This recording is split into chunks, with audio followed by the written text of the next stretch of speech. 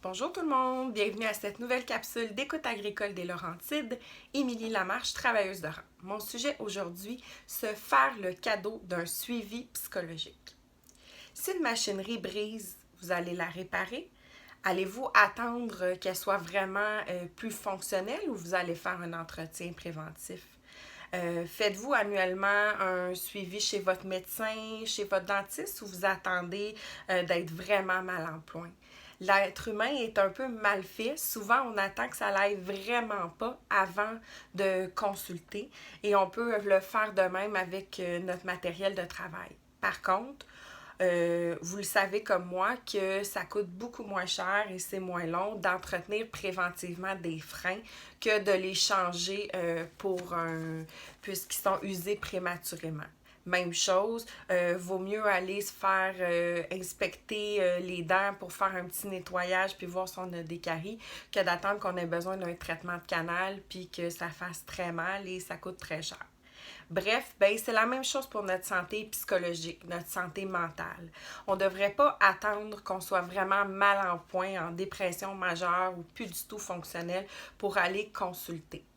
Pour recevoir de l'aide. Une psychothérapie, c'est un cadeau qu'on devrait tous se faire au moins une fois dans notre vie. Pourquoi? D'abord parce qu'on a toutes des bébites à régler. On le sait en psychologie, c'est démontré, notre personnalité, qui on est, c'est forgé souvent dans l'enfance. On n'a pas besoin d'avoir vécu d'énormes traumas dans l'enfance. Puis rassurez-vous, on n'a pas besoin de faire une psychanalyse non plus pour tout analyser notre enfance. Mais c'est bien de pouvoir se déposer puis de comprendre avec une personne neutre, un psychothérapeute, d'où viennent nos peurs, nos craintes, nos forces, nos comportements qu'on reproduit des fois sans se rendre compte d'où ça vient.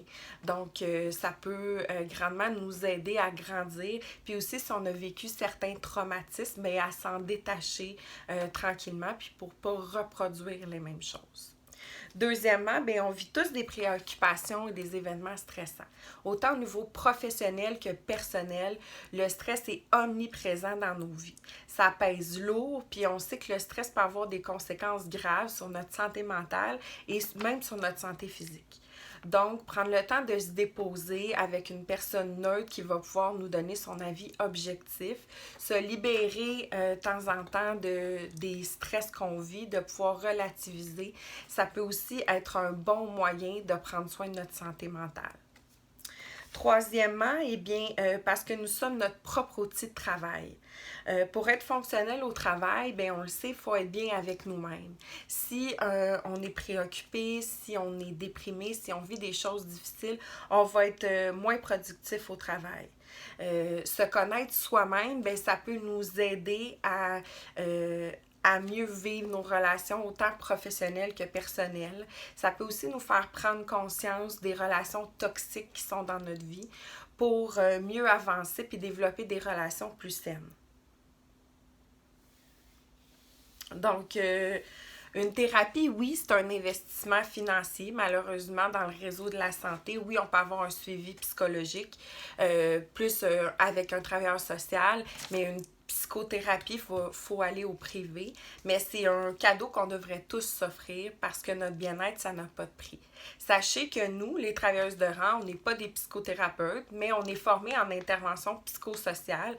Donc, on peut vous accompagner, et ce, gratuitement, dans vos démarches. On peut vous offrir de l'écoute, du soutien, vous référer. Bref, on est souvent un bon outil pour retrouver un certain équilibre mental. Et si vous souhaitez faire une thérapie, on est aussi la bonne personne pour vous diriger.